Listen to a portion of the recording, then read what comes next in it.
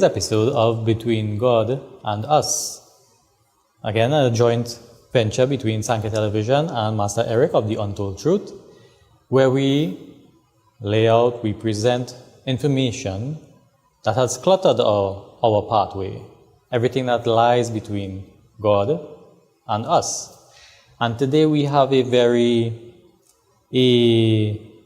very relevant topic, especially in Master Eric's field, where he's seeing a lot of it coming in, and he's dealing with a lot of cases of people who are spiritually tied and people who need a spiritual cut. So Master Eric is going to give us information, and he's going to explain what exactly this means. And well, probably you are spiritually tied and you need a spiritual cut and you don't even know. So this will really open some people's eyes.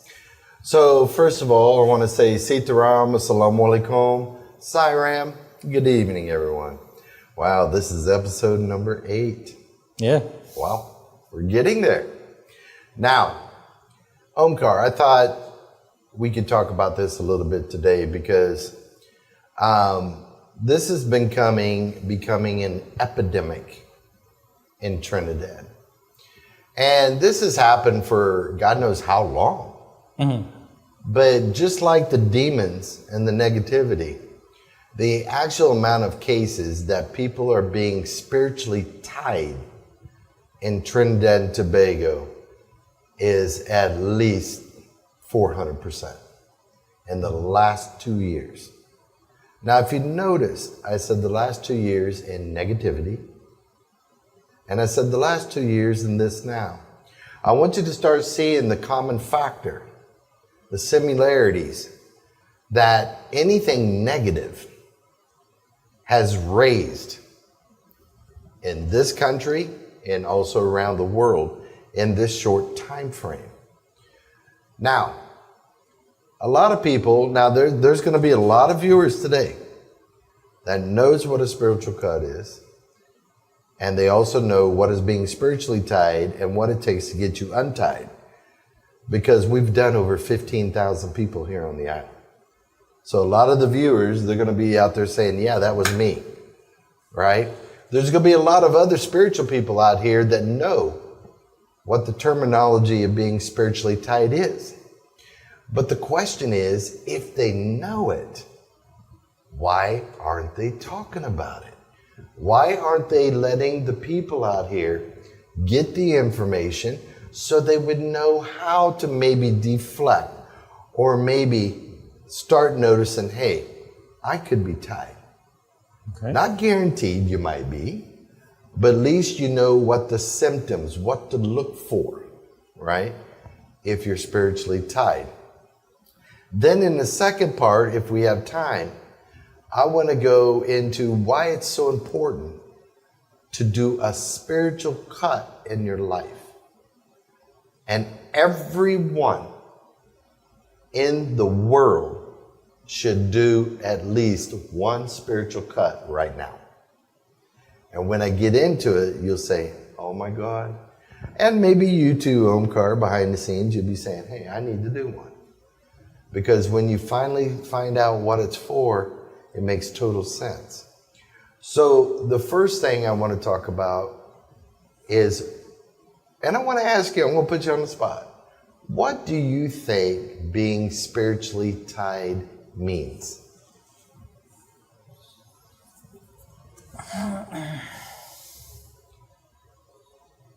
Spiritually tied, where the soul or the individual is grounded so they don't climb spiritually, like elevate. You're very close. You're very close. Just a little more like anchored, to it. like you're anchored, so you don't elevate. Correct. You're still close. Okay. But that's good. Spiritually tied is meant to keep you in exactly one place in your life. You cannot go forward, backward, left, right, up, or down. So now, and this was done by someone that wanted it to be done, and they'll go to a spiritual person and pay their money, and they will actually tie the individual. Now, let's go over what happens when you're spiritually tied. First one, like I just said, you're gonna feel like you're this cup. No matter what you try to do, you can't move forward, backward, left, right, up, or down. The next thing, Omkar, let's say you went home tonight, and if you were spiritually tied, and you tell your parents, hey, you know what? I came up with a new business venture. You already know what you need. You already know the location. You already know what equipment you need. You know how to set it up. But when you're spiritually tied, what's going to happen is when you go to implement it the next day, everything you try to do feels like a rubber band pulling you right back where you started from. You're not going to be able to move at all. I think I should just spiritual cut in this episode. No, this is tie, right? Now, the next one. When you make $100, and when you receive the $100, something right away is going to come up and make you pay out that money more than what you made. Look at me still smiling like this is me. This is walking me, right? That's another symptom. Arguments and quarreling within the immediate family that lives with you. It's going to escalate. Now, every family has their little squabbles, but you're going to notice that you're going to be arguing over the stupidest little things, right? Number 2, or 3 or 4, relationships. Those of you out there, if you are, I'm not saying you are, if you are spiritually tied, you will not be able to hold very long any relationship. You may think it's going good at the beginning, and then all of a sudden they just go. And you're wondering, is it me or what happened? It's not, it is meant to keep you isolated, single. It's not meant to kill you. It's not meant to physically harm you. It is meant to keep you alone and in one place, and that you cannot rise in life. Okay? If you're married and you are spiritually tied, in a short space, it depends when the tie was instigated, when it was actually done. It takes a small time period for it to mature. But when it does, all of a sudden you start to feel like there's a wedge being put right between both of you. Okay? And you're starting to fall apart more quicker. And you can't understand why. There'll be arguments. A person may want to be with the other person physically in relations. But as soon as you try an argument, a quarrel, or one all of a sudden doesn't feel like they even want to be touched by you, all of this are signs of being tied. So when people are tied, the first instinct of a person, you try to figure it out yourself, but you can't. Why? There's not one factor. It's hitting you in all avenues of your life. And then people's wondering, no, this isn't right. Well, then they go to somebody and they'll say, you have a gra. So when they do the gra puja and they're doing their thing, they're saying, but this ain't working. This isn't happening. I've had at least 200 since January come in here that tried all the Graw Pujas. Why? Whoever they went to isn't trained in what is a spiritual tie, how to untie the spiritual tie. And so they would normally, not intentionally, they would normally point it towards a Graw because that's what they know. Okay? And then the people get so disgusted, they're tired of going all over for help. Right? And then when they reach here, even some of my staff now, even the one sitting right out here, he's trained now that when a person walks through the door, that session's going to be short. We don't even let them talk. We just set them on the couch and we're saying, just say yes and no. Boom, boom, boom, boom, boom, boom, boom, boom, boom. And they're like, oh my God, you're good. It's not that. We already seen that you're tied. So what I'm saying, now we go into the untie. Now, certain days you have to fast. Now, being tied, there are multiple different ways they can tie you. One, the main general tie that people, spiritual leaders do, and I'm not saying all spiritual leaders. I don't want people to label any pundit or preacher or whatever. No matter what, we have bad apples no matter where you go in the world. There's going to be people that deals in obia, both sides of the fence. Well, there's a question I want to ask, is that, is it something that only one, like an obia person could do it, or is it something that a priest could do, a imam could do, a pundit could do, is Christians do spiritual tying too? And Muslims? Of course. And everybody then? Of course. Okay. A tie can come from any belief. Yeah. Okay. Right? Now, before I get into what type of ties, right? One of the most common tie factor that we're running into now is spiritually gifted people. So now somebody, and I talked about it in the other program, where people don't feel right. They don't feel that they belong in their family.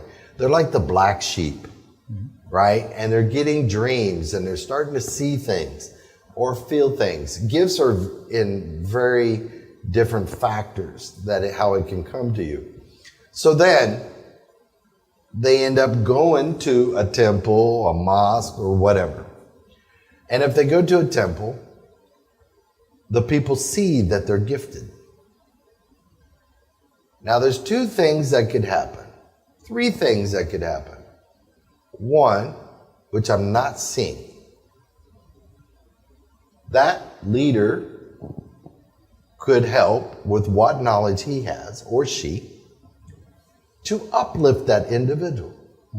To try to maximize that gift in that person. Remember, every gift is different, and every person is different. So you can't take an off-the-shelf solution and apply it to every individual.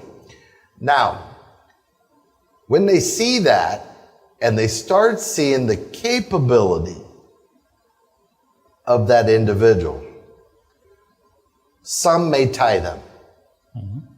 Why? They may look bad if that person gets over them. Higher level. They would feel threatened. Maybe their position might be lost. But that's not the intention. See, in spirituality, when somebody has a gift, you need to enhance it. You need to uplift those people. Because, and you shouldn't do it for this, but when you uplift people, spiritually, you're uplifting yourself. But when you keep people down, you're degrading yourself. And that's what a lot of these people don't understand. So now, gifted people will come in and say, I'm not dreaming anymore. Or let's say they were gifted and they get the Shakti, right? Well, the Shakti's not coming up like it's supposed to. It's blocked. It's actually, you'll see them, they'll come up half over. They're trying to come up, but they can't, right? They don't feel like they want to pray anymore. That desire to pray starts to dissipate when you are actually tied. So there's a lot of factors when it comes into what does a spiritual tie do, right?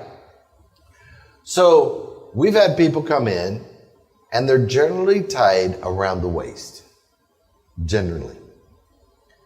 Then we've had some that they're tied around their head, okay?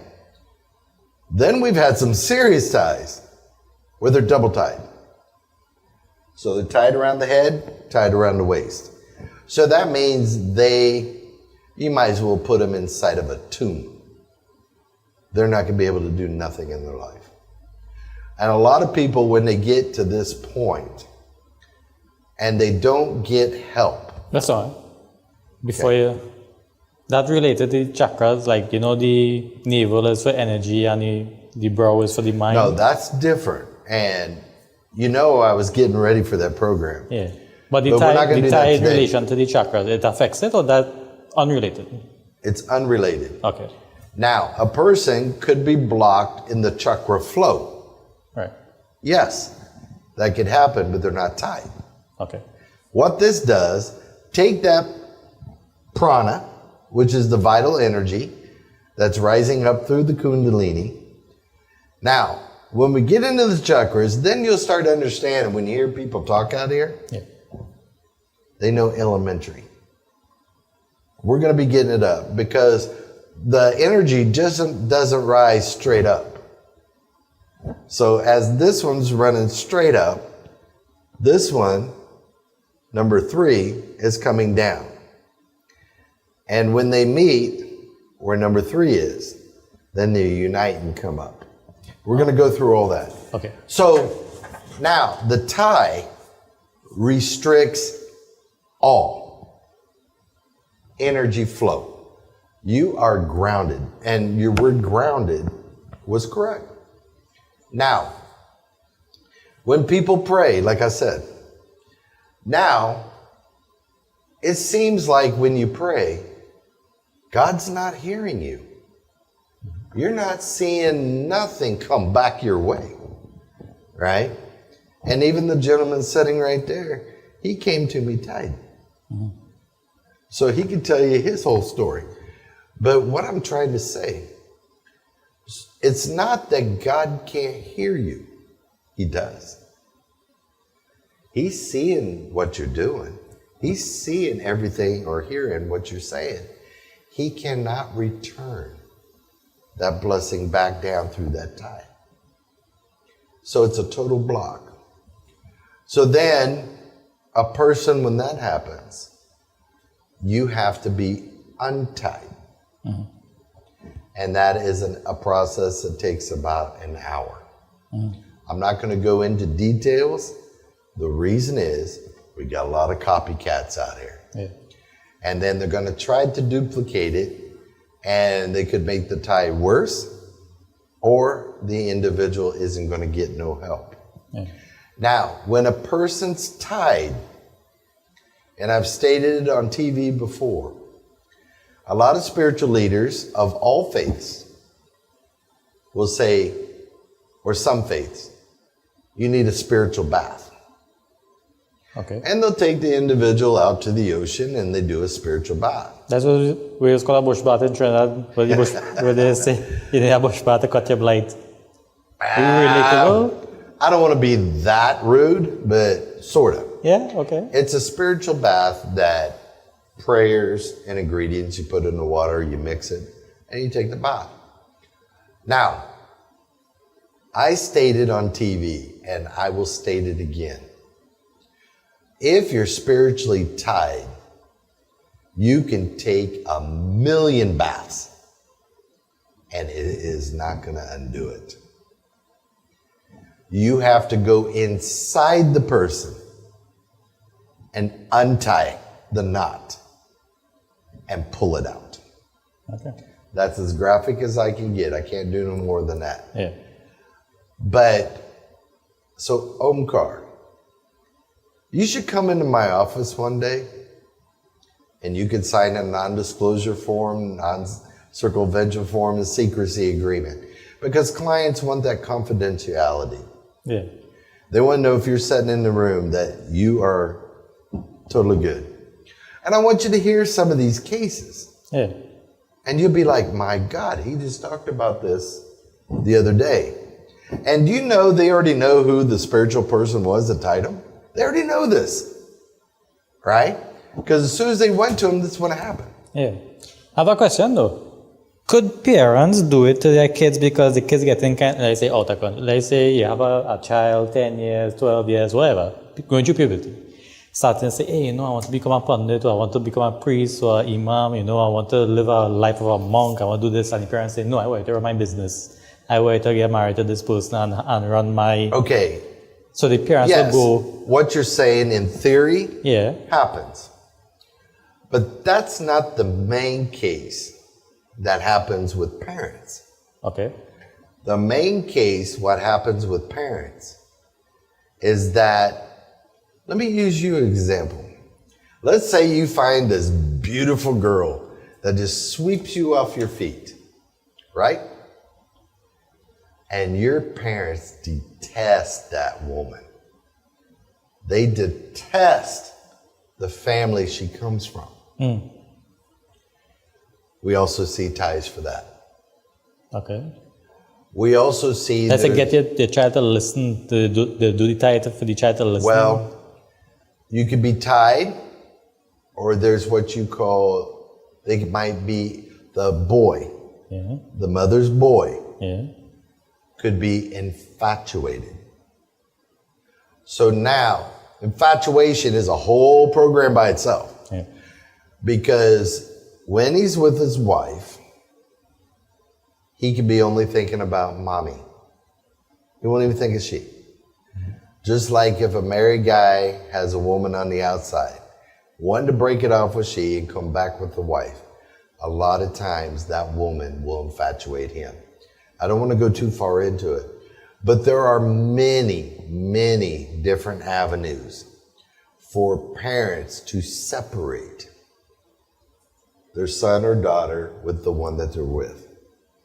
And this is where knowledge comes in, proper evaluation of the person when they come in, and you can actually decipher which avenue that we have to take to actually cut it, to get rid of it.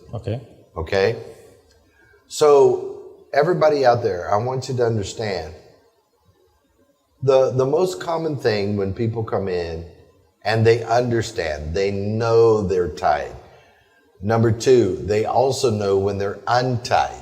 You feel like a new person, right? And then all of a sudden, avenues of opportunity and relationships and school and everything else start to happen. All of a sudden. Why? Because that's cut, right? What I do, I don't do obia. My job is to distinguish obia, get rid of it, right? Then the person is free to actually do what they want to do. Now, I'll just say that, right? It's not a digress, but so obia is something like, is a separate practice, system of practice by itself to say, okay, that is obia. Like, let's say if it come from Africa, so I don't know, I just say. No, like... The origination of obia comes from many cultures. Right. It's handed down. Because like you have black magic. It's like a religion. Right. So some countries, they call it voodoo. Right. Some people call it black magic. Okay. There are many sectors within the world, but there's a common factor between all. Okay. Now, there are books people buy. I'm not going to say the book. They already know the book. And it tells you all this stuff, how to do it. And I just laugh. You know how many people go and buy the book and they're reading this and it tells you how to do this. They say, oh boy, I'm going to fix this guy. It don't work like that. You got to have the siddhis, what I was talking about before, in order for something to work. So when people come in, I've already knocked it down to 6 common factors in Trinidad where it came from. I know who can do it and who can't. So I already know how to counter it because I know their style, I know their method, right? It's not the most common thing people say when they're untied is why? How could someone be so evil in tying somebody down? Omkar, I've got them being tied for their children. Their children might be in UE or some other college, and they're top honor graduate. But the one that's second or third, the parents say, no. My child is going to become first. Now they tie that boy. Promotion at work. There's so many reasons why people tie other people. And so let me ask you something. Is that spiritual? No. Is that religious? No. So how can these people go into their temple, mosque, or church and act like they're amen God, but they're doing this on the side? Worse yet, what about the spiritual leader that's doing it? And he's playing both sides of the fence. I think people need to start reading Ezekiel 34 in the Bible. And then they could also Google, what's the white throne of God? And who's entombed underneath that throne? And it's the spiritual leaders that are doing all this crap. It has to stop. But I don't see any quick fix to this. Yeah. It's running rampant. So that's, I'm about 30 minutes. So Yeah, I think I covered 30 on, minutes tied. on being tied. Yeah. Right? And I know there's a lot of people out there that's actually going through this. So if you do, give us a call. The number will be at the bottom of the screen. I find everything you call out there happening in my life, I feel. But I'm going to tell you by looking at you, you're not tied. Okay? It's hard. Not everybody that comes in and they think they have something, they don't. It could be something else. Yeah. Right? Now, we were talking earlier about a spiritual cut. Okay? What is a spiritual cut? What are the benefits of a spiritual cut? And then a lot of people out here, and I know you're in Guyana too. And Belize. Right. They're going to be saying, what's a spiritual cut? Because the spiritual leaders don't know. And this is where I said, remember when I said you should open your wings? You need to fly out, start learning knowledge, go into the ancients, the various cultures, find out what they did, find out the proof, look at the data. Is it beneficial? Does it work? And the ancients loved this. Why? It's super beneficial. So let me give you some reasons.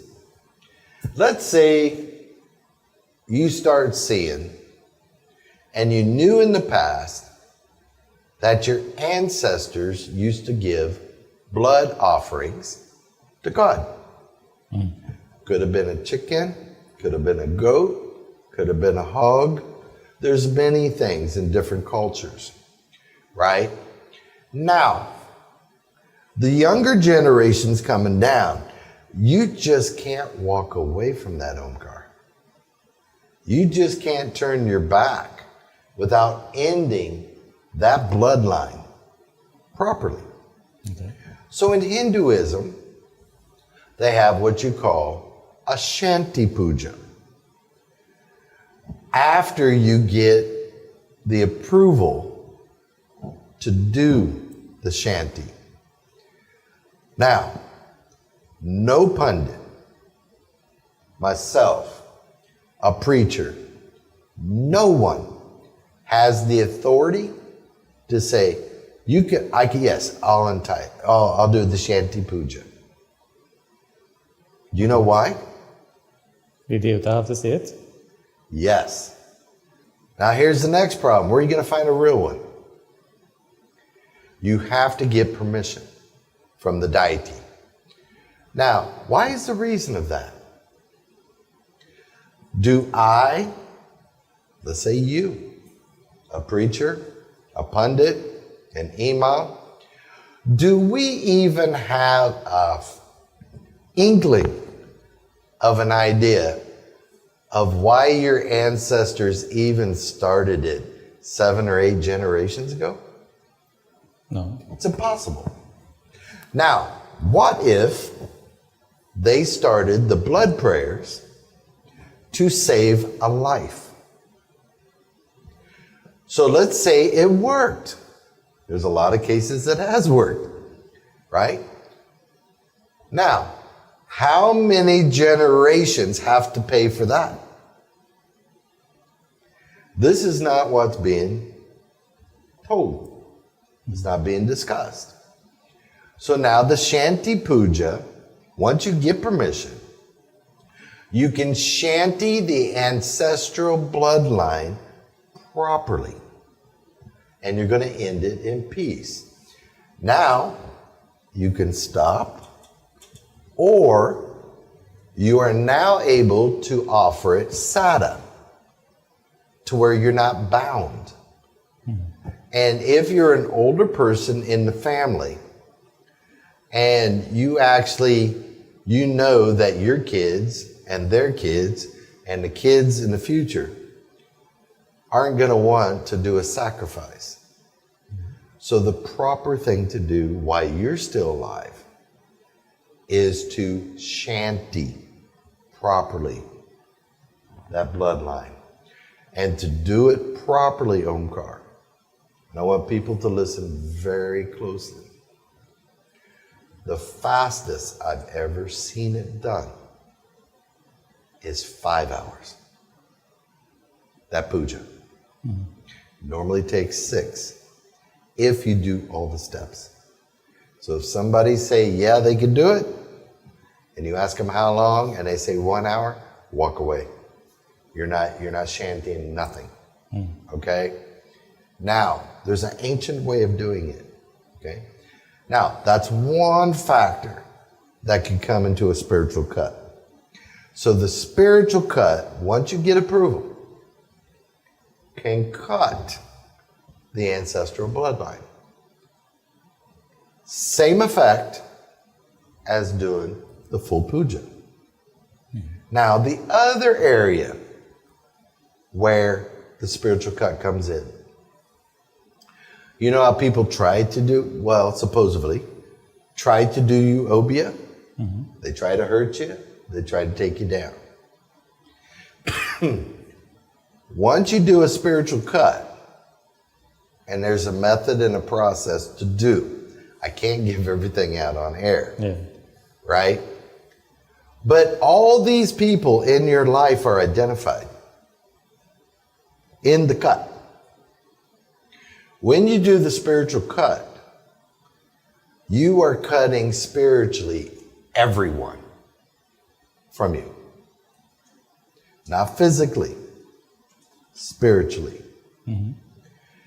So how in the world could they do something to you when you've cut all spiritual ties? It's impossible. That's another avenue of doing a spiritual cut. Now let's go a little deeper. And this is where everybody going to start saying, oh my God, I've done this. This is happening to me. The reason somebody should also do a spiritual cut, they may not have the ancestral bloodline problem. They could be Christian, and all of them's been Christian from the beginning, as far as they know. And they've never been around that, so that's not their custom. So that part of the spiritual cut isn't important. So let me ask you a question, Omkar. Why do some religious faiths state divorce is forbidden? Because you make a promise to God. Huh? Because you make a promise in front of God. Well, you're good. Yep. So, when I hope to God people don't, but sometimes people go through divorce. So when you get divorced, does that judge override that promise to God? No. Does God even recognize that? Right. So technically, you may not be living with the person, but you're still bound to the person. Spiritually. So when you go with the next little putney, and you have a good dola in, right? You're with them. Yeah. Aren't you committing adultery? You're still bound to the first one. In a spiritual sense, then yeah. Yeah. Because I like how you're in it. Yeah, in a spiritual sense. That is the only sense, right?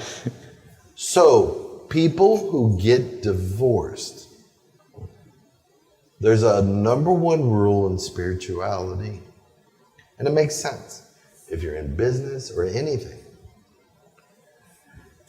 If you're in this room, but you see a new door to enter a new room, it's just like you in your life.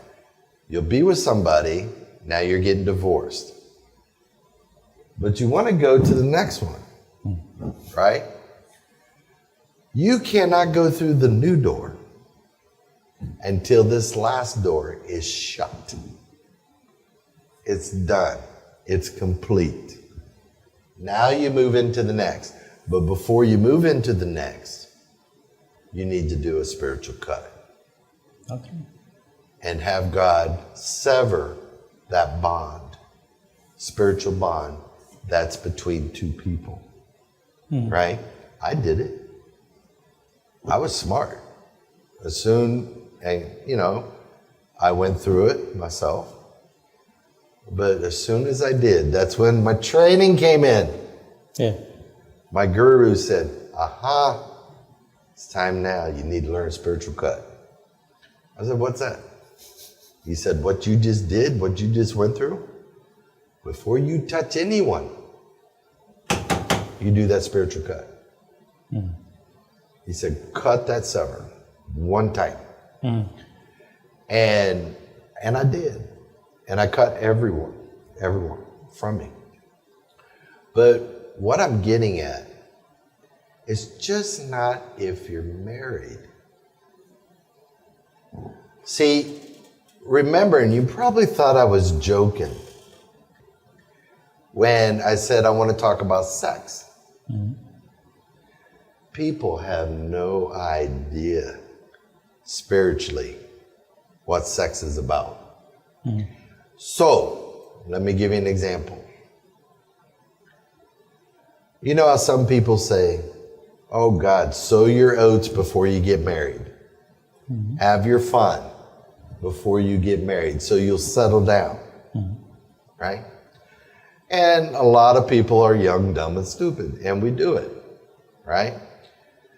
But then, when you start looking in spirituality, you start seeing how the spiritual beings look down and learn from us. Now, every time two people, male and female, come together, married or not married, and you do that spiritual act together of relations, I'll be nice about it, relations, right? Do you know that time and that moment between two individuals is the most strongest and higher power of energy you can ever have. When that time comes during that act, you just created a bond between male and female in God's eyes. Okay. So, what does that mean? You need to cut it if you want to go with somebody else. See, a lot of people don't understand things that we do as humans that we think is lawful. Remember that show we did? Earth Crimes versus Sins? Yeah. And that's when I said I want to do the program about sex, right? We don't understand or have a clue of how we're tying ourselves up spiritually in the acts that we do every day. And the reason we do it is because who's given the knowledge? Who's actually putting it out here? And let the people make up their own minds, especially the young people today. Omkar, you've been in this business quite a while. How many times have you heard anybody talk about this? None. Question is why? There's people out here that know this. Yeah. But why are they keeping it to themselves? You need people to be able to start being more conscious of what they're doing. And guess what? Their whole life will become more balanced, more stable. So that's another aspect of what a spiritual cut could do. So what we did, we looked at the blood ancestors, the bloodline. You looked at marriage. We looked at other people wanting to do obia or harm against you spiritually, right? The spiritual cut, that ritual, does all of it in one. Okay. Okay? Now, I want you to also understand, doing these things also protects your children. So let me give you an example. In today's world, there's a lot of single parents, right? And let's say somebody wanted to take down that single parent. Well, do you know that when you hit somebody with a negative, it also trickles to the one with you, your children?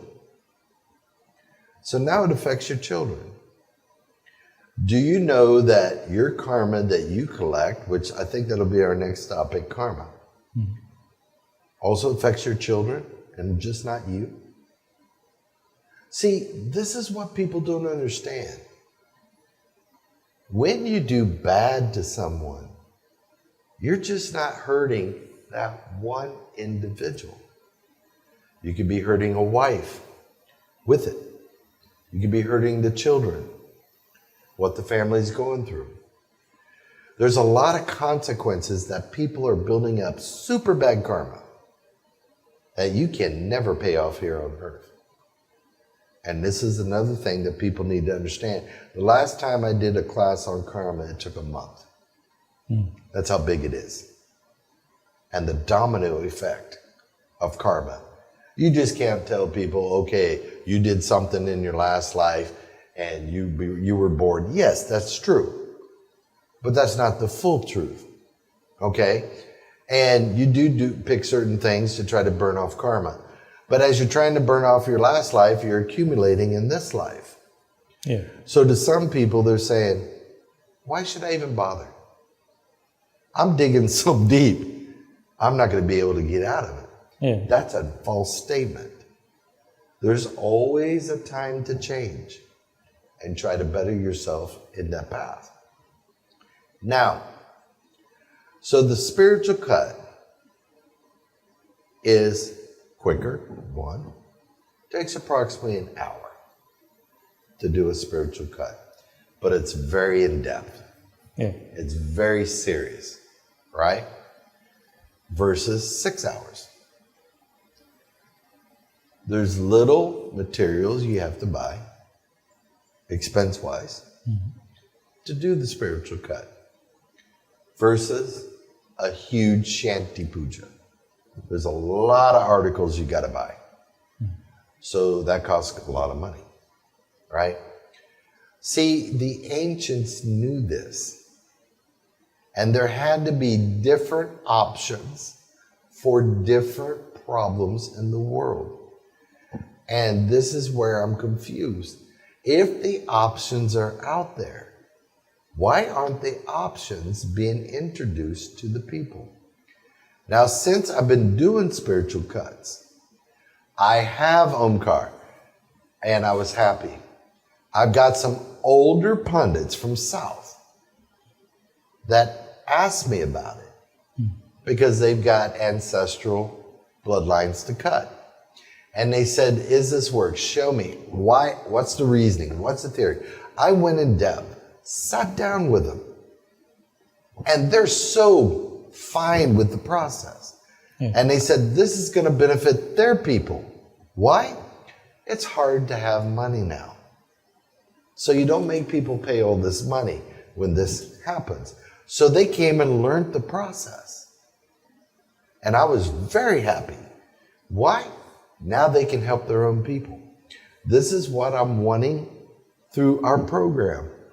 I'm wanting the younger ones to come and learn, like the older ones that even have more knowledge, come and learn. It doesn't mean you don't know much, you do. But we could learn from them as they're learning from us. Yeah. It should be a community effort to help the people of Trinidad and Tobago. Get rid of the racism and the religion.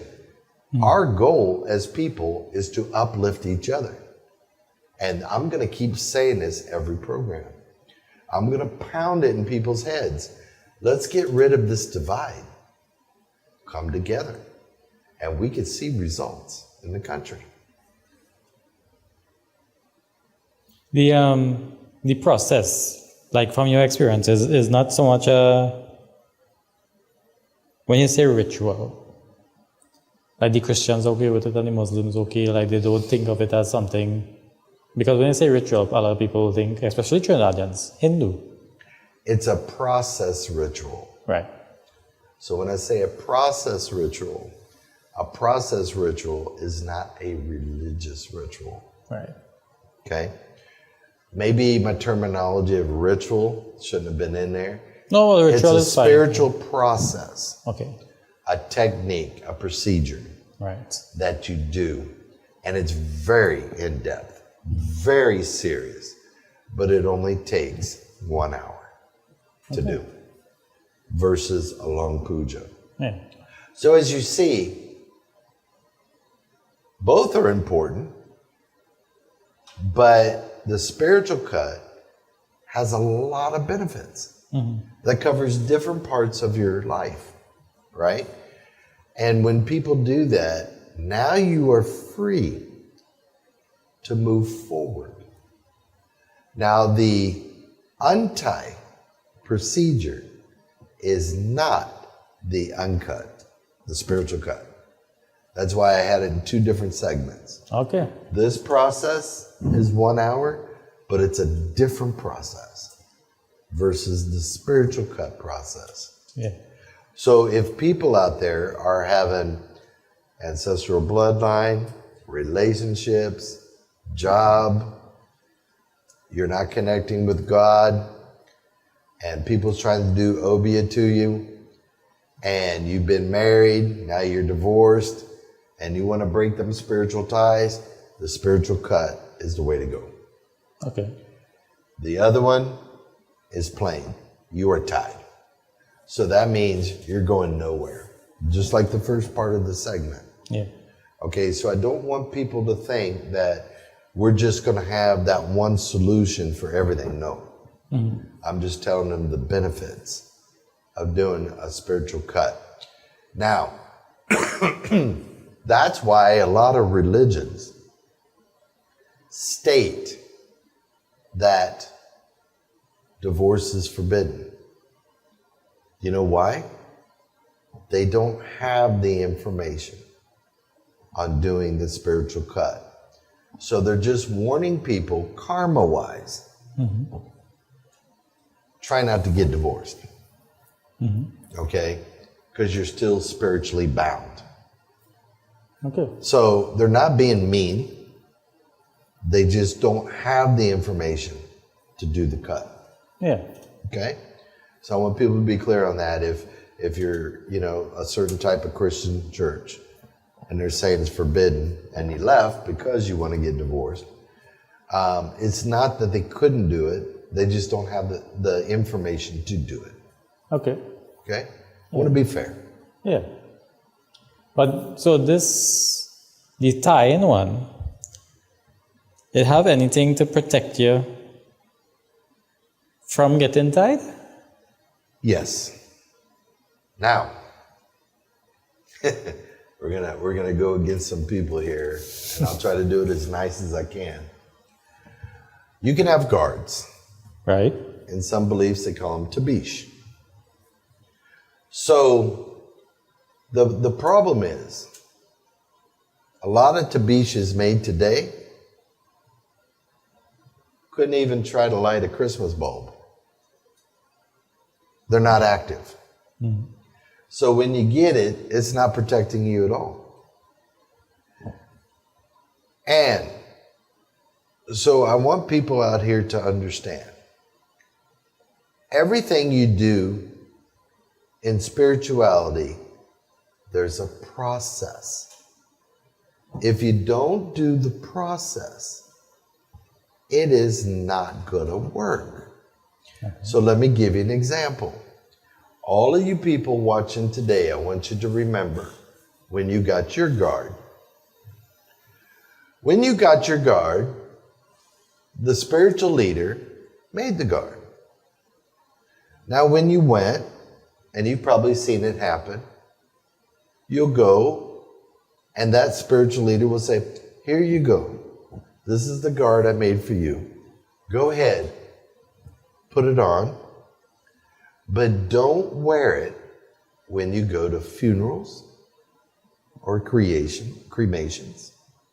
And there's other little stipulations, right? And you're on your way home. You put it on, you're happy-go-lucky, and you're ready. You think, okay, I'm good. It's not doing nothing. Why? There's a process, Omkar. So I'm not going to give the exact process, but here's what I'm going to say. Before the spiritual leader gives you that guard, he has to charge it in front of you. Now he has to take that guard and assign it to you in all directions. I'm not going to say the process. In all directions. After he assigns it to you in all directions, now you put on the tabish. Now there's a next step. Now he has to energize it in every direction. And there's special mantras to do that. Okay. Once you do that, as soon as that person, when you start to energize, and maybe you need to get one later, and when I put one on you after I talk this process, your body, you'll start to move like this. You're feeling that energy hit you. Now it's starting to work. If that's not being done, you need to rethink what guard you have. Okay? Now, guards are also made for thousands of different reasons. So, this is where people get tied up. You need to specify what you want the guard to do. And then that will be made for that. Some say, I made one for everything. Impossible. It's not going to be powerful. Why? Because you made it for everything. Yeah. Just like when they say you pray. You're supposed to go through your ish and then to the rest. He's the gateway, right? And we'll get into that too. You know, in prayers, there's a process. Everything in spirituality is a process. Yeah. And it's not being taught. And we have to ask why. I know people's going to get tired of me asking that, but somehow we're going to get an answer. Yeah. We got to get an answer. You And know, just to be clear, not just Hindu prayer. We're talking about I'm Christian, talking Muslim. Christian, Muslim. I am talking Somalian, everywhere. Yeah. Why aren't people being taught? I don't want Hindus thinking I'm just hitting Hindus. Yeah. Because there's guards in every faith. Okay. I want you to understand that. Yeah. They have their way of doing their guards. But the process stays the same. Right. The prayers and mantras are different. Yeah. So when Christians come, I do it their way. If Muslims come, they can't wear gold. Females cannot wear gold. Or the males. So it has to be in sterling silver. The highest grade of silver you can get. You know the ones that look like a little bullet from a gun? They ain't going nowhere. Okay. It has to be pure. Gold is the best conductor in the world of energy. If you can't use gold, then you'd use the highest grade of silver that you could use. You can't use 10 karat brass or XYZ. Now, there are guards and protection that you can get for afflictions of the planets. Have you ever heard that? Yeah, I've done many, Yeah. but it goes around your wrist. Okay. And there's a special way to make it, and there's a special material you have to make that guard out of. So this is where in future programs, if people have questions, just like we're talking now, they write it in. Yeah. And then when we start the next program, we'll answer them. Yeah. But I'm not going to get about super specifics because people are going to get real tied up. Yeah. And then I would like to talk, I only got 2 minutes left. What are yantras? How do you use yantras? What's yantra puja?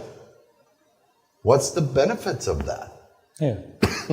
There are so many things we could talk about, right?